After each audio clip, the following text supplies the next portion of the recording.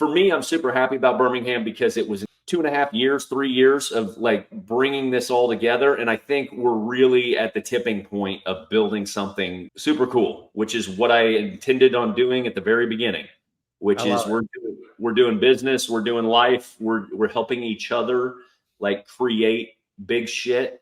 And we're going to do it side by side and make a bunch of people wealthy and change the world with the families that we're creating. How do you find the will to fight back against a world that wants to keep you sedated, average, and stuck in place? Join us for the tools and strategies you need to create a life of abundance, discipline, and high achievement. This is the Tactical Empire with Jeff Smith.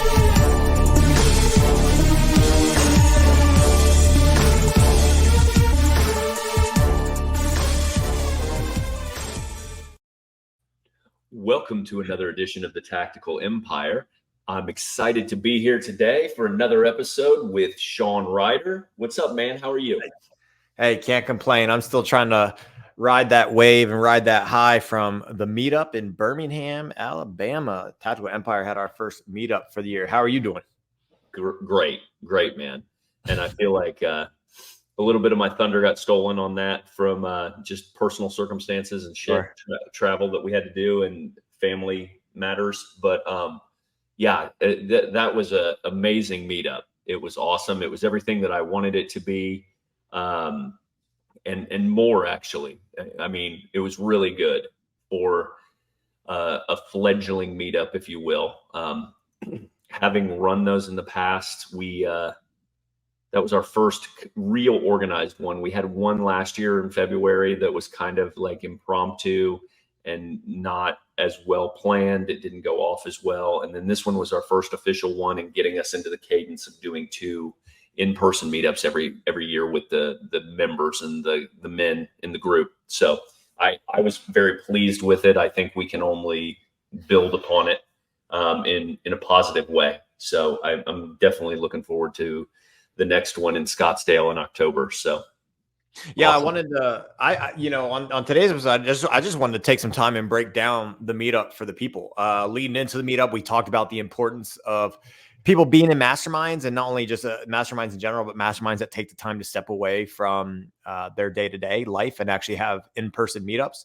Because you can build community online. I mean, that's what a lot of the social media platforms are there for. But we are still humans. We are not robots yet, so we need that human connection. We need to see these guys in person to build a bigger connection with them. But see them in a different light than we see them on our phone screens. So what were some of the takeaways as you left? I know you had a change of plans with driving and flying and a little hectic there, but you had plenty of time since then to hopefully decompress and analyze the information. And I know you were kind of the one leading it, but you still get to hear some of the other speakers speak. But what were some, if you were in the crowd, so to speak, just so we can add some value to our listeners, what were some of the, general takeaways from some of the things you heard? Well, I mean, I think the topics we talked about were legacy and impact and leadership, and then personal branding, and then building businesses that can scale. And the delivery from the presenters was great. I really liked the kind of the format that we took for it, and there was a lot of interactivity. It wasn't just speaker speaking for the most part. I think the power in these meetups is getting like in the same room as people and feeling the energy amongst the group, and it really galvanizes the relationships. And you, like you alluded to earlier, is like get in the same room as people and like put a face to a name as far as like Zoom or Facebook groups go, and who's commenting on what, and who's doing what. The real juice of these particular outings and groups is like the dinner conversation, the side conversations that happen about like filling in the blanks to what people are working on, and like the deepening of your alignment with your circle of people, essentially. And so I always gravitate to like the side conversations because I think they're almost more important than the presenters themselves and the like topics that are generally brought up at these meetups. Because I mean, like, if you've been in the personal development space, like there's only so many ways you can say the same shit over and Right. over and over again. We've all heard it, right? And there's some people that are far more talented than others at delivering it. And then there's also like the timing of when you're receiving a message, right? Which is super important in our group, especially because we're delivering some new concepts to them frequently when it comes to finances and things like that, and also risk taking. And I think that sometimes, like, the way it meets them, like, for instance, we're meeting now in April. When we meet these guys in October, they're going to be levels ahead of where they were in April because of the change in their thought process and just the things we're going to say to them are going to hit and be received differently because of where they're at in their lives as well. So I don't know if that covered what you were trying to get at, but no, I mean, later on in the episode, we'll get a little maybe granular on maybe one specific takeaway, but I like that synopsis there, because one thing that stands out to you is well, you said two things there. Is like, at these masterminds, a lot of the things are the same topics, right? And you're right. Some people present better than others. Some people use different types of vocabulary than others. But I think ultimately it does come down to when are you receiving it? I think that's one thing that impacted me on this go around, because on the first day, because a lot of the guys in the room, it was the first time they were meeting each other. So we did go around the room. We didn't have 2,000 people there, so we could do this. We went around the room, introduced everyone, where they came from, and kind of what they're looking to take away from the week.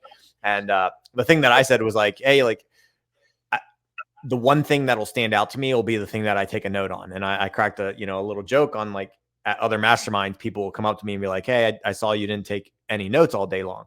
It's like, well, the one thing will pick. So I fully went into it to just like sit there and be a sponge. And then the one thing that stuck out, I took more notes at this one than I have in like 3 years in other mastermind groups, because I guess I was just ready to receive the shit that we had people talk about. And, it was the first time I'm hearing you speak in front of a group that you're in control of.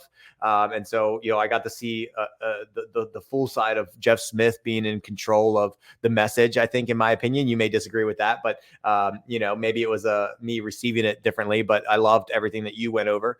And then Sammy Knight came in and, just super chill, right? Super laid back, relaxed guy that's been through a lot of business building, empire building, so to speak, over the years, but at a point in his life where he can just sit back and not add fluff and not fake it, just kind of give you the principles. And he does it in a simplistic way, throwing in the stories there, and just a guy that you just kind of want to sit down and have a coffee with, or go hunting with, and just let him speak to his experiences. That was super impactful. And then, to get a little more granular, like day 2, you and Justin Harach stood up there and just went through a simple,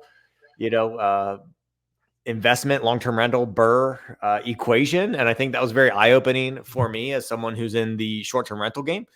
So that was super impactful for me. But, maybe you can talk to why you had Justin stand up. I was super impressed by Justin's knowledge, presentation skills, and just how he could very easily lay out at like an elementary level what he's done. But I know you've helped him kind of get to that point. So why don't you kind of tell the listeners where Justin came from and how he's got where he's got? Yeah, man, he's a tremendous case study for just a guy who went out there and just took action, right? Because I wasn't very far ahead of him necessarily in my real estate career, probably 2 years. And so as far as like my real estate career going all the way back to 2006, I'm talking about the second time I hopped in like 18, 19. He got in about 2021. And he has since went on to build or buy, I should say, about 30 rentals. And so in a 3-year period, he's done 30 deals. And he had just watched what I was doing with regards to the BRRRR method and the capturing the equity on the way in and how to do it. And he had a skill set because he had experience in rehabs and things like that already. And so it just aligned itself with what he was going to do. And yeah, I mean, he has gone a little too fast at times, I would say. And he would be the first to admit that. But sometimes the real estate game, you've got to just go and then like until you break the system, essentially. Like you just move as fast as you can until like the screws start popping out, and then you slow down and start stabilizing what you're doing. And he is a testament to have done that. And throughout along the way, he has gotten experience in not only long-term rentals, but also short-term rentals. And then he has since stood up a contracting business and a management company that are vertically integrated with what he's trying to do here in Central Texas. And so he's super knowledgeable. He's super well connected in the Austin area and things like that. He's done everything from front to back of a transaction, from even acting on the agent side as a representative for buyers and sellers. But he's also raised a lot of private capital as well, which I think is super important when it comes to being creative as an investor and understanding the sources for money. He's done a lot of JV deals, which it means that he's bringing in partners on these deals. So he may bring the experience, the deal, and the oversight, and they may bring the cash and the capital, right? So the way he has built his portfolio is really like start to finish.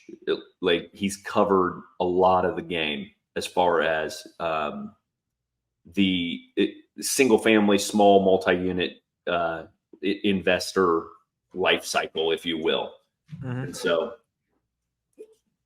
he's been super fun to watch. I'm excited to bring him onto the team, and I'm excited for him to coach up people on their own long-term rental portfolio. So if you want to build a long-term rental portfolio, whether you want to burr into it or buy turnkey properties, he's your guy to help you do it. And he's very passionate about doing that, as you saw through his presentation. Yeah. So we already started putting some stuff together over the weekend, as far as like course material and outlines and training for people and calculators.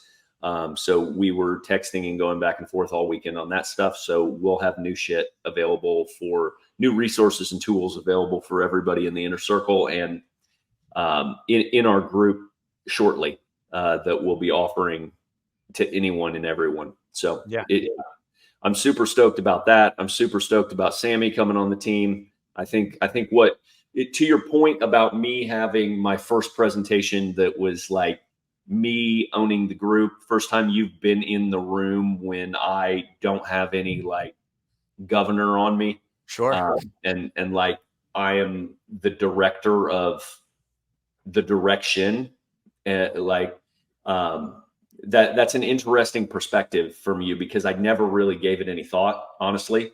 So to hear it a week later from you, who has been in the room with me many times when I've spoke, it's interesting. So I'm going to take that one away and go walk and think about it later, for sure. Well, there was a lot of similarities. Like Jeff Smith is still Jeff Smith, but we weren't on anyone else's watch either, right? Like we ran over on our timeline, so it was cool, because I think it proved that we have the right guys in the room, right? These guys were there. They weren't trying to get us to stick to the timeline, because they were consuming the content. And what was really cool for me, and like going back to the thing you said about, a lot of times people say the same things, was like, I really wanted to connect with the guys where this was their first meetup in general, period. The other guys have been in other groups, or they've come to, the Tactical Empire meetups in the past, but there were a hand select few of guys where this was their first like time ever away from the day-to-day of their jobs or their businesses or their families. And they came in with such an open mind, and they sometimes take the simplest phrase or comment that someone makes, and it just blows their mind in a way that it doesn't blow my mind anymore, because I've kind of heard it, one or two different ways. And so I always, when you're going back to like the dinners, right, I ask the new guys like, hey, what was that one thing that stuck out to you, and how did you interpret it? I really like hearing those. I really like hearing those responses. And a recurring theme is just, and we said this on the podcast before, but like at the meetup kind of proved it, is like guys are just thinking too small. Their goals aren't big enough, and their timelines are too long. Okay. So that was the thing that I know at least 2 or 3 of the newer guys took out. They're like, oh man, like, and there wasn't, maybe after the fact, they might have some imposter syndrome. Like, can I think that big? But in the moment, it's their first time seeing people just like them that weren't handed the golden keys to the kingdom. These are guys like me who I was a freaking high school teacher making $35,000 a year before taxes. Guys like Jeff Smith, who worked for an insurance company after he got out of the military. Guys like Justin, who just owned a gym and then wanted to do more. Guys like Sammy, and Sammy gave his story about not going to college, right? And how much harder he had to fight. And maybe he didn't phrase it that way, not harder to fight to get what he wanted, but he had to stretch himself and put himself in front of the right people and push and go after those things instead of just reconciling his life on, I'm just gonna be the dude from small town so-and-so state that just, goes to work at the factory and gets a piece of shit job because I didn't go to college, right? And so they see dudes that are walking up the mountain, that are climbing up the mountain, that are working their way up the rungs of the ladder, so to speak. So, it's interesting that my comment is the one that you're going to go think on your daily walks here. Was there anything else that kind of stood out to you personally? Maybe any changes or solidification of the plan that you have going on? Well, I mean, for me, the way I like to run get-togethers like this, and you talked about missing some timelines and stuff like that. But I'm real big on reading the room and like giving them what they want, because they're the ones who took away from their schedule, away from their family, away from their money-making opportunities for 2 days. So I'm not going to fucking box them into a corner and be like, we're going to tell you more about this. And like, if no one's receiving it, or that's not impactful and important, that's why that whole real estate thing stood up. And because there was questions and side conversations going on day one and the morning of day two that were like, what is everyone talking about? How do you do the long-term rental game? Because to your point, when you say people are thinking too small and their time horizon is too long, most people, if you ask them at any point in time, they're going to tell you that like, hey, I want to be a real estate investor and like, I want to own 10 houses in the next 10 years. And they look at it through their scope of knowledge on how it's done and how you think it's done, because you've bought your own personal residence at one point in time. So you think that you can do it this way. And like, that's actually not the way it's done. Like using your own fucking money, for example, or saving your own money to then buy a home, like buy your next rental property. It's super slow. And that's not the way you do it.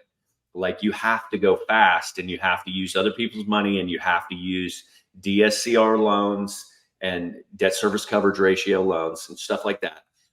There's just a whole world out there that these guys who come into it and they're like, I want to do investing, but like they don't really understand it. And so their goals and aspirations are through the lens of what they know, and what they know may be making 100, 200, 300 grand. And so their aspirations may be there at like, I want to make 100, 200, 300 grand. But then you look at some other people in the room who have sat there in the last 3 years and accumulated 10 million bucks. And you're like, holy shit. All right. So why? How did that happen that fast?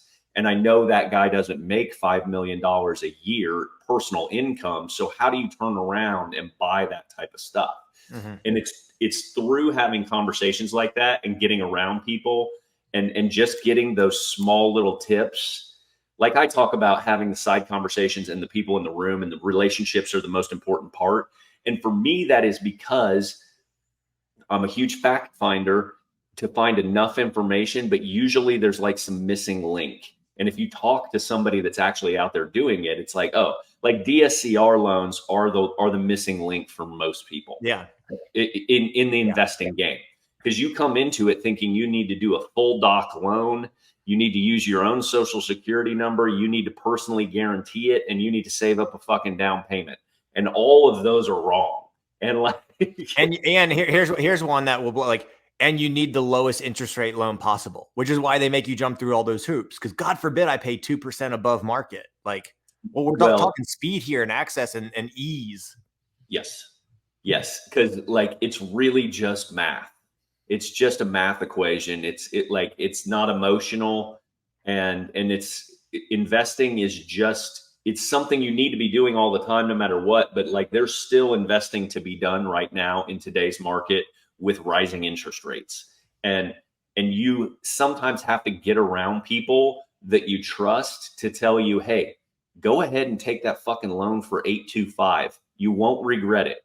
You won't regret it, because they're the circle of friends, their neighborhood, their wife. Like, this is no shot at our spouses by any means. You know how much I love marriage and think it's important. Like, conventional wisdom in early on in your investing career is all anyone knows. And so when you think about your qualified plans and your 401ks and everything you were taught in school and everything our parents taught us, that's what your spouse knows. And like, usually the guys coming into that room are only 6 months ahead of their neighbors and their spouse in their education journey, right? So they're like, okay, I'm going to become a real estate investor. And everybody else is like, I don't know what you know, but that sounds really risky, or like whatever, right? And so it's just interesting to like gauge that and understand that, like, with our hand holding or coaching or even the support from the group in general, the collective knowledge within there, you can do these things. And there's different ways to do them, creative ways to do them. And if you're willing to take the risks and take action, I keep saying risks, they're not very risky. Because like I said, I mean, if the math works, the math works. And like, it's just super important to get around people like that, because none of us are like bulletproof in our confidence and our hubris, personal ego. I mean, some of us have big egos, don't get me wrong, but like at some point in time, you're going to fucking doubt yourself. And it's good to look over and see somebody that's either ahead of you or right next to you in the journey saying, it's going to be all right no matter what. Like I say all the time, well, like, what's the worst case scenario? The great thing about real estate is that it never goes to zero. You can't lose your money. You can lose some money. You can't lose all your money. Sure. And so like, that's the beautiful thing. And those type of things helping you most people don't ever take action or build the life of their dreams because of the fears and misconceptions that they have, and they can't overcome them. So like, I can teach you the knowledge. Let's say infinite banking is a great example. Infinite banking into real estate is a tremendous example, because that's two fucking snake oil topics. And so like, you're doubling down on the snake oil if you're doing both of those. And so like, you as a person that studied infinite banking for 9 months before you pulled the trigger, right? And like, you could have theoretically talked yourself out of it with simply the education. Like, if I just consumed some videos, or I just read a book on real estate investing or infinite banking, like, could I have taken the next step, which was actioning it? And like, some people get stuck at that phase, right? Yeah. And then you compound it by, hey, honey, I'd like to take $200,000 of our money and I'd like to do this with it. Yeah. And like, I only learned about this 6 months ago. Because then you can talk yourself out of it. Like, no matter how confident you are, you're like, man, I can't fucking like roll the dice. What if I screw it up? But like, then you get around 50 other people that are like, I've done this. You've watched me do this over and over again. Like, you've watched me win and lose, and the losses didn't like cause me to get divorced or burn my house down or like any of this shit, right? So like, you breed that confidence collectively, which is a great feeling to be around people that are making moves. And it doesn't have to be the same moves as you. Yeah. Yeah, it didn't burn Jeff's house down, but it made him sold it and move into an RV. So, you know, there's the secret reason. No, just kidding, guys.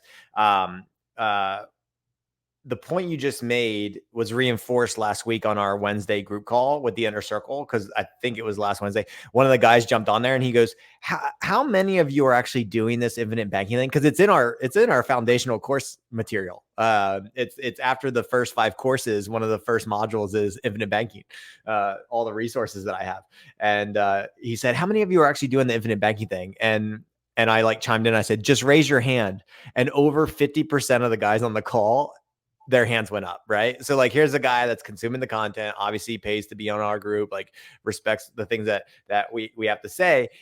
He still needed that like social proof that Mhm. other guys in the group actually pulled the trigger on this. And one of the guys who recently funded his first life insurance policy pulled a loan last week for the first time just to pay off a credit card. And then he had enough cash that he turned around and paid the loan off right away. He didn't need to do that, but he wanted to see the mechanism in action. Like, Yep. is it as easy to pull a loan as you guys have told me? And it was funny because he went to submit the loan on the app, which is like answering 3 to 5 questions. And the last thing it says is for direct deposit. And it says direct deposit 5 to 7 business days. You remember this? And he posted in the group. He said, Yep. hey guys, it says 5 to 7 business days, but you guys said it would take like a day or two. And everyone was like, just submit it. You'll have it tomorrow. And I had a call with him one-on-one. I said, how long did that loan take? He said, it was in my bank account the next day. I said, I know. Like, that's it. Now you know everything that we told you is true. You pulled a loan, you got the money in a day, you paid a debt, and then you paid the loan back. That's okay though. But that is what it's important to get in the room, like in the meetups and things like that, because like there's people in our group that need that level of validation, if you will. And I would expect that. Like, you don't need to trust everything I have to say. Like, but you see, and I have seen this in my 8-10 years of consulting, that like people will ask the question to the person next to them, like, how did you apply this? Or are you like similar to what you said? I do. The reason that I think that question was so great is that he felt comfortable saying it as I'm leading the call. So, like, to me, that's a testament to the group we're putting together, quite frankly. I love that. Because like there are some groups where you wouldn't fucking get up there if the person leading the group is saying something and be like, do you guys actually do this shit? And like, and I was like, yes, I welcome those questions, because, and that's another reason why I'm saying that it's a great reason to get in the room with people, because because at dinner, if you're full of shit and you take 60 people out to dinner, they're going to talk about you being full of shit. And like, so all it does is either build trust or it erodes what you're spouting. And so like bringing everyone together means that you better be doing what you say you're doing, or at some point you're going to be exposed, right? We've been in other groups. I've been in other groups where like the people that are running the organization aren't actually practicing what they're preaching. And if they bring everyone together, the whole fucking thing blows up, because then I tell you, I don't really know. I had a conversation with this coach and he told me this, and you're like, well, so-and-so told me this. And then it starts to fucking unravel. I've seen that happen in the past. I think it's fantastic to get everyone together because of what we're building and the value set of the people that we're bringing in. And to me, it only creates more power and speed amongst the group, because what they're going to do is they're going to build more trust, because they're like, okay, all you fuckers are doing this stuff. And then, so then they start to build that belief. Then they build belief in themselves. And then they have the personal relationships now because they've been in the same room with people, so they can help each other and they can utilize the network even more quickly, if you will. And that's where this thing starts to create real ripples. And so for me, I'm super happy about Birmingham, because it was it was 2.5 years, 3 years of like bringing this all together. And I think we're really at the tipping point of building something super, super cool, which is what I intended on doing at the very beginning, which is we're doing business, we're doing life, we're helping each other like create big shit, and we're going to do it side by side and make a bunch of people wealthy and change the world with the families that we're creating. That's it. And if you missed it, we are expanding our coaching team. We're bringing on Sammy Knight and Justin Harash. Both have different experiences, so it's not just going to be me and Jeff working with people one-on-one, adding value to the group. But there's so much value just with all the guys. So Jeff, I appreciate the insights from our Birmingham meetup, man. We'll see you on the next one. You want to send the people out? guys, join our private Facebook group, the Tactical Empire Community. Hit Sean and I up if you have any questions. Our handles are on the screen for Instagram. That's probably the best way to message us. If you have any questions about any of these things, infinite banking, asset investing on any level, hit us up. We can advise you. We can help you. We are not advisors or financial planners. We can tell you our stories and our background and what we've done to be successful. And I have actually reached the pinnacle of my life by selling all my shit and going into an RV. So I am actually moving into an RV tomorrow, and I am looking forward to it more than I can explain. And my goal is to take my kids to 49 states while they grow up and live that nomad lifestyle while I continue to buy more assets and build more companies. So we'll talk to you guys next week. Thanks, Sean. Appreciate you. Yes, sir.